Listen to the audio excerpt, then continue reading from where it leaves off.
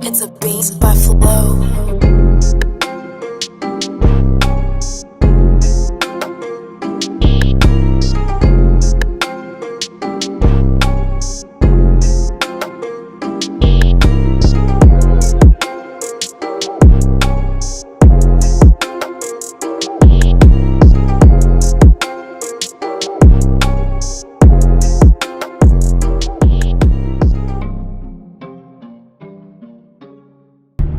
Boys, it's getting cold out. The fall weather is in full swing, which means only one thing. It means we have to take advantage of the cooler weather and do something about the IATs on the PTGT. At the end of one of my last episodes where we were working on my boost controller, something I found out about this car is that we were running like 90 Celsius mid-pull IATs, which is like 190 degrees Fahrenheit.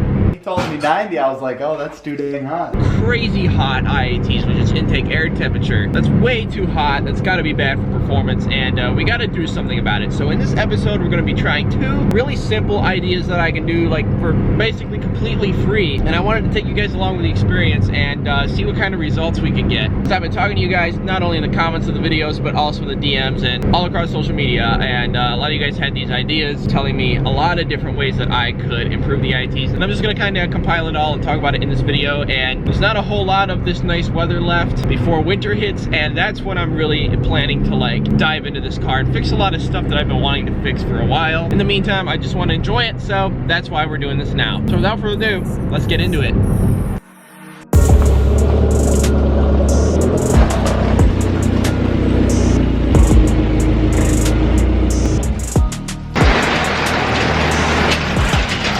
Alright, what's going on, my dudes? Welcome back for another video. We're gonna hopefully explore some ideas later on in this video, but something else that I want to do, I don't know how much it affects the heat soak on the car, but this intake manifold sits like right on top of the motor, and I'm wondering if maybe building a little heat shroud for the bottom of it wouldn't be a bad idea, just to kind of help insulate it and give it a little bit of deflection from heat, because it's literally like look at the intake sits like you could barely fit a piece of paper in between it and the valve cover. And I believe up here in the loft of the shop somewhere, I have a roll of old aluminum flashing for like a roof. Actually, wait, there it is right there. You can kind of see it, but I'll get that down later. And that's what we'll use to hopefully build some little heat shields wherever we find that we need them. But since the weather's so bad and I got nothing else going on right now, we might as well start tinkering around with this. So without further ado, I guess let's yank our intake manifold off and start taking some measurements.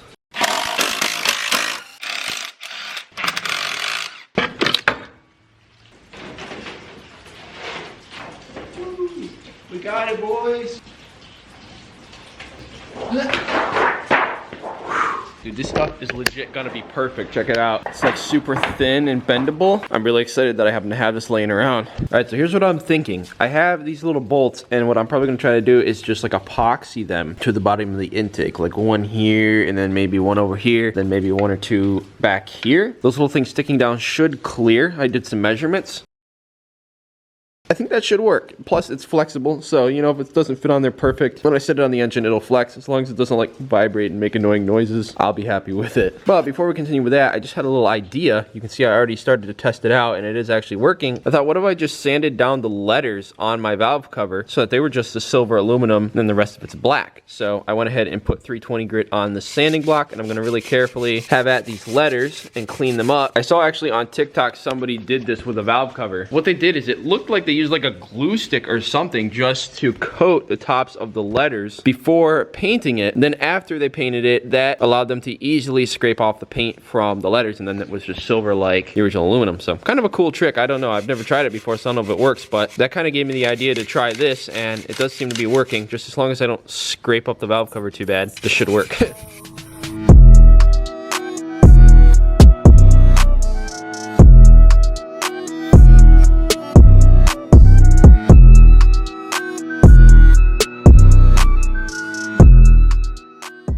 Well, it could be better, but turned out pretty cool.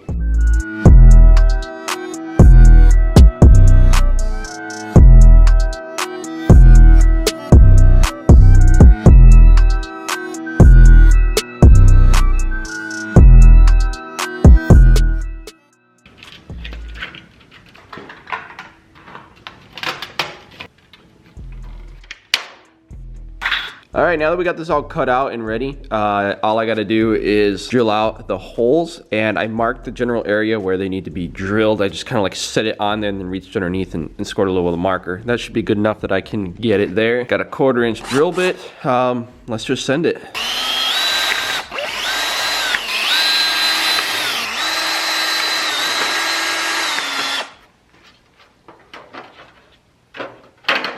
Might just adjust this hole slightly to relieve some of this tension because it's kind of bubbling up here more than it needs to. Other than that, everything fit up really well. This actually fits perfect once the bolts are tightened. And once it's flipped upside down and on the car, you're never gonna notice.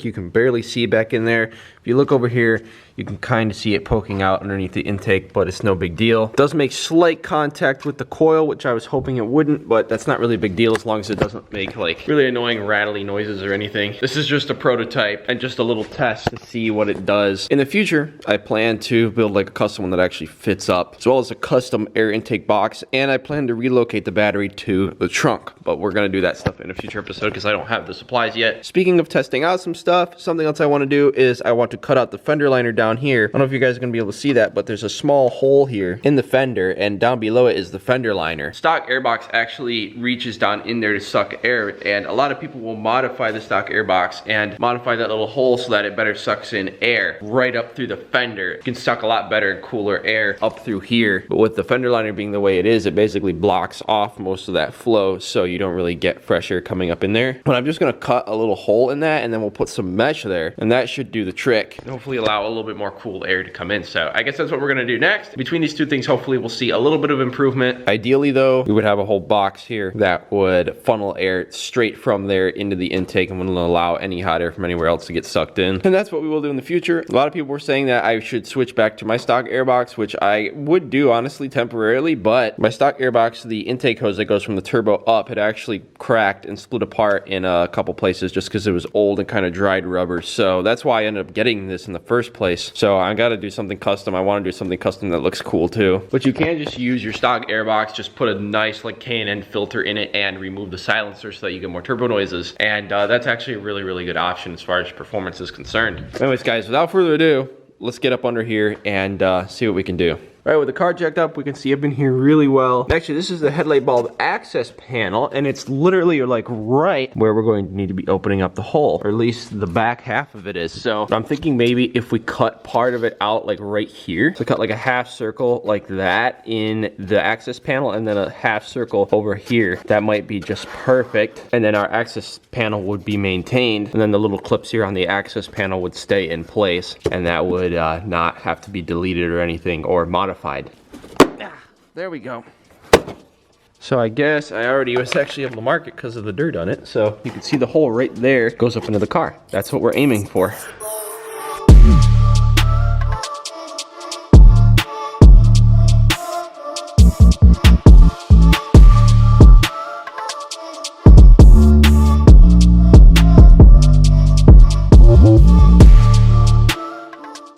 Alright boys, we're here on the iPhone because the camera battery just died, but here's a final look at our hole. You can see it right there, and it goes up into that hole basically. It's not a perfect circle obviously, but I did my best. And we still have access for the headlight and everything. All we got to do really is put some mesh or something here to keep debris and a little bit of moisture from going up in there, like screen door screen or something along those lines, but that should do something. So next thing we're gonna do is take this thing out for a test run and see what our IATs are looking like.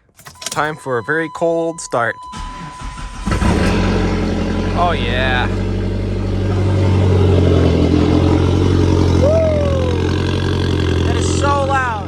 I got the code reader plugged in here and set to my IATs. I've been cruising around getting the car warmed up for quite a while now. The car is fully warmed up from normal driving, and hottest I've seen it is 53 Celsius, and I cannot get it to go any higher than that. That's what it's at actually right now. Now, to be fair, it is cooler out. We're a lot further into the fall weather now, so, you know, as to be expected, it is gonna be somewhat improved, but considering that it's like 20 plus Celsius improved from what we were seeing before, before, I'd say that's pretty good. I'm pretty sure that that is like maybe 100 to 120 Fahrenheit, which isn't too terrible. Whereas before we were seeing like 150 to 160 just from driving around and driving normally. And we have some road construction. Woo. Once we get past the construction, we'll actually do a pull and see what it does.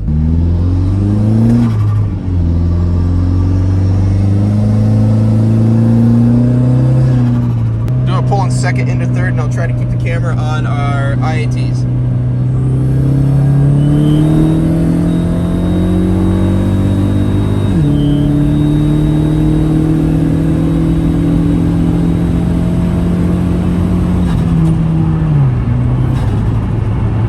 I was very focused on my driving, so I don't know what it got up to, but I'll be able to look at the footage now and see. It's already dropping down. Back down to 57, so it looks like it's going to maintain like early 50s now, just normal driving, which I'm assuming will be a decent improvement compared to what we were seeing before.